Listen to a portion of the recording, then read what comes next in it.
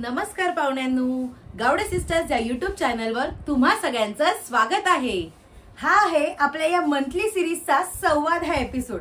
तर आपल्या या 6व्या एपिसोड मध्ये आताचा सध्या ट्रेंडिंग टॉपिक त्याचबरोबर तितकाच महत्त्वाचा असणारा महाकुंभमेळा हा विषय या व्हिडिओमध्ये आम्ही सादर करणार आहोत। आणि त्यासाठी जितकी काही महत्त्वाची माहिती आहे, कुंभमेळा का होतो, आताची सध्या काय तिथे स्थिती आहे, हे सगळं या व्हिडिओमध्ये तुम्हाला मी सांगणार आहोत। त्यामुळे व्हिडिओ शेवटपर्यंत पाहत राहा।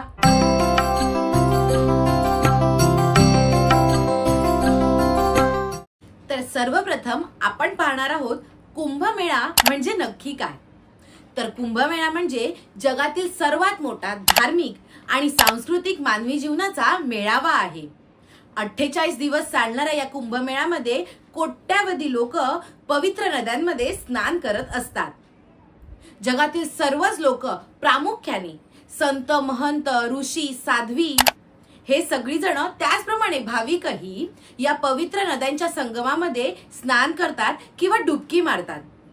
सर्वच भाविकांचा असा विश्वास आहे की जर पवित्र नद्यांच्या अर्थातच गंगेच्या संगमावर जर स्नान केले तर आपण या जन्मात केलेली नकळत अशी पाप धुतली जातात आणि मोक्ष प्राप्तीकडे आपली वाटचाल होते। आता आपण जाणून घेऊया कुंभमेळ्याचा इतिहास। मुळात कुंभमेळा हा 2 शब्दांनी बनलेला आहे, एक कुंभ आणि दुसरं म्हणजे मेळा। कुंभ म्हणजेच काय तर भांडे आणि मेळा म्हणजेच एकत्रित येणे, भेटणे।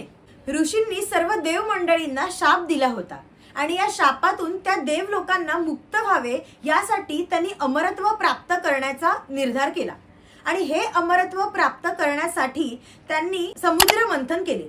आता हे समुद्र मंथन करत असताना आधी सुरुवातीला त्याच्यातून विष बाहेर आले आणि हे विष प्राशन केले ते महादेवाने आणि त्यानंतरच त्या समुद्र मंथनातून अमृत आले आणि हे अमृत म्हणजेच संजीवनी। आता ही संजीवनी घेऊन सर्व देवांनी पलायन केले। त्यावेळेला त्याची सुरक्षा करण्याची जबाबदारी सर्वच देव मंडळींनी 4 देवतांवर सोपवली, ते म्हणजे बृहस्पती, सूर्यदेव, शनिदेव आणि चंद्रदेव। या सर्व 4ही देवांनी हे अमृताने भरलेले कुंभ 4 ठिकाणी ठेवले। ती 4 ठिकाणं म्हणजेच काय तर प्रयागराज, हरिद्वार, नाशिक आणि उज्जैन। आणि म्हणूनच या 4ही ठिकाणांना पवित्रता प्राप्त झाली। आता हे जेव्हा समुद्र मंथन चालू होते तर ते समुद्र मंथन 12 दिवस सुरू होते आणि ही 12 दिवस म्हणजेच आपल्या या पृथ्वीवरील 12 वर्ष आणि म्हणूनच 12 वर्षांनी आपल्या या पृथ्वीवर कुंभमेळा हा साजरा केला जातो आणि हा कुंभमेळा या पवित्र 4 ठिकाणी साजरा होतो, ते म्हणजे हरिद्वार, उज्जैन, नाशिक आणि प्रयागराज। तर आता आपण पाहूया कुंभमेळ्याचे प्रकार। कुंभमेळा प्रामुख्याने 5 पद्धतीचा असतो।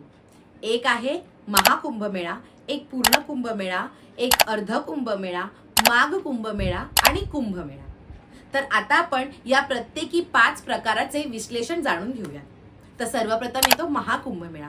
हा महाकुंभमेळा दर 144 वर्षांनी येतो आणि हा फक्त आणि फक्त प्रयागराज येथेच संपन्न होतो। 12 वर्षाने होणारा पूर्ण कुंभमेळा हा जेव्हा 12 वेळा संपन्न होतो त्यावेळी हा महाकुंभ येतो। आता आपण पाहूया पूर्ण कुंभमेळा। पूर्ण कुंभमेळा हा दर 12 वर्षांनी संपन्न होतो।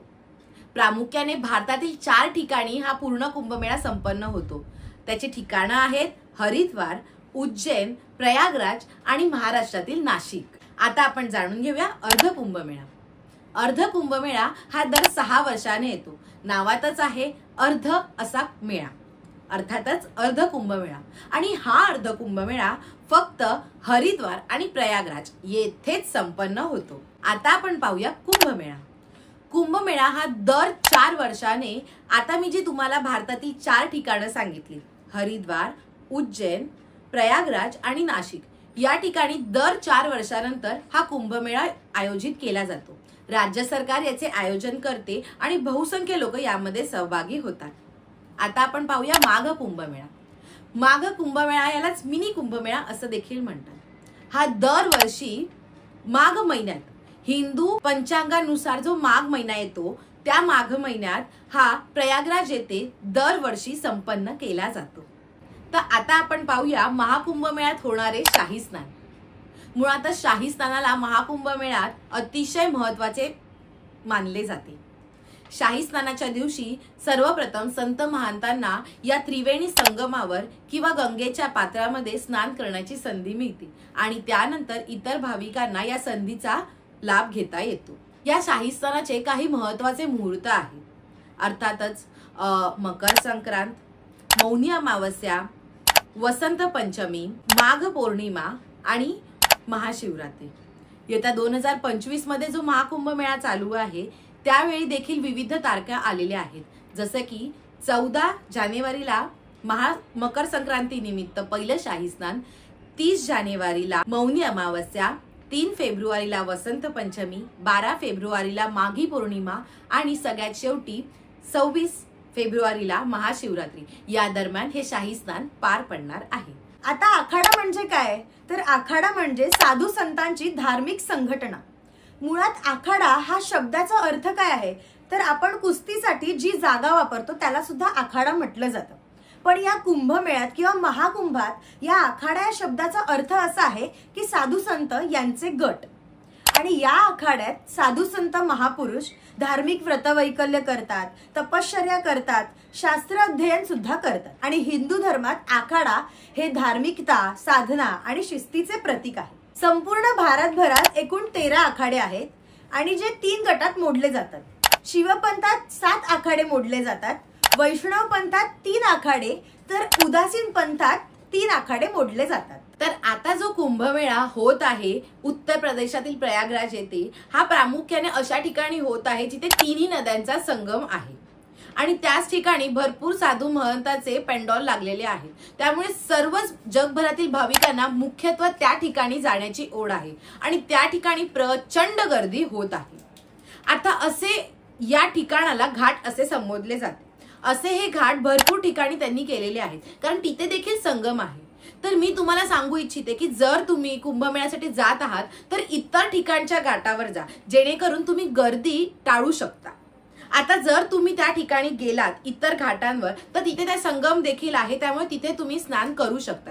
तर तुम्हाला प्रामुख्याने असं वाटत असेल की मी त्याच संगमावर स्नान केलं पाहिजे, तर समजा तुम्ही तरेल घाटावर आहात तर त्या घाटापासून प्रामुख्याने महत्त्वाच्या घाटावर जाण्यासाठी बोटी देखील सोडलेल्या आहेत आणि त्यामुळे तुम्ही मुख्य घाटावर जाऊन देखील स्नान करू शकता किंवा डुबकी घेऊ शकता। आता कुंभमेळ्याला जाण्यासाठी आपण मुख्यत्वे डोक्यात हेच ठेवायचं आहे की आपल्याला भरपूर चालायचं आहे, कारण त्या ठिकाणी काही अंतरावरच आपल्याला वाहनं सोडावी लागतात, तिकडून मैलोन-मैल आपल्याला चालावं लागतं। त्यामुळे आपण अशा बॅगा घ्यायच्या आहेत ज्या उचलायला आपल्याला बऱ्या पडणार आहेत, ज्या आपण व्यवस्थित उचलू शकतो। बरं, त्या बॅगांमध्ये सामान देखील असं घ्यायचं आहे जे महत्त्वाचं आहे।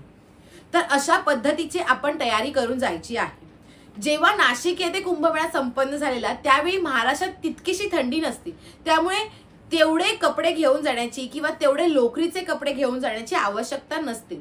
पण जेव्हा प्रयागराज येथे कुंभमेळा संपन्न होतो आणि मुख्यत्वे हा कुंभमेळा नेहमीच माघ महिन्यात येतो, माघ महिन्यात कडाक्याची थंडी असते प्रयागराजमध्ये, तर त्यावेळी अक्षरशः आम्ही 3-3 कपडे घालून सुद्धा आम्हाला थंडी आवरत नव्हती। दुपारच्या वेळी सुद्धा भरपूर तिथे थंडी असते। जर त्यामुळे तुम्ही तिकडे जाणार असाल प्रयागराजला तर भरपूर कपडे जे लोकरीचे आहेत ते घेऊन जायचे आहेत आणि ते व्यवस्थित कॅरी करण्यासाठी व्यवस्थित बॅग जे आपण व्यवस्थित उचलू शकतो अशीच घेऊन जायची आहे।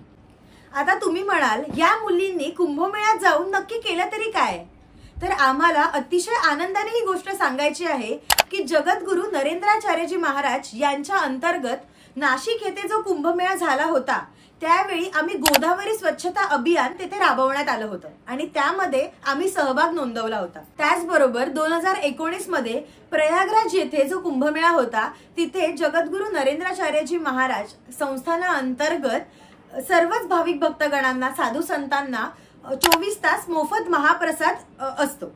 तर त्यावेळेला तो महाप्रसाद बनवण्याची, तो वाटप करण्याची सेवा आम्ही त्या ठिकाणी केली होती। आणि याच कुंभमेळ्यात आमच्या जगद्गुरु श्रींना सर्व साधू संत मिळून शाही स्नान घालत असतात आणि त्या दिवशी भव्य दिव्य मिरवणूक निघते आणि या मिरवणुकीत आम्ही असंख्य कला पथक असतात आणि त्यात आम्ही भाग घेऊन आमची कला त्याचबरोबर आमची सेवा जगद्गुरु श्रींच्या चरणी अर्पण केली होती। तर आम्ही स्वतःला फारच नशीबवान समजतो. जरी हा कुंभमेळा आम्ही अटेंड करू शकत नाही आहोत, पण त्यामागचे दोन्ही कुंभमेळे आम्ही अटेंड केलेले आहेत.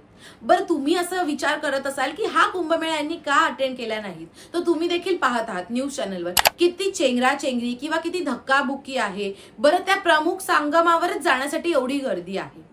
तर मी तुम्हाला आवर्जून सांगू शकते की ही जी गर्दी, जी चेंगराचेंगरी होत आहे, ती प्रामुख्याने सोशल मीडियामुळे. जो 2019 किंवा 2016चा कुंभमेळा झाला होता, त्यावेळी तेवढा सोशल मीडिया सक्रिय नव्हता. आणि आज सोशल मीडिया भरपूर सक्रिय आहेत.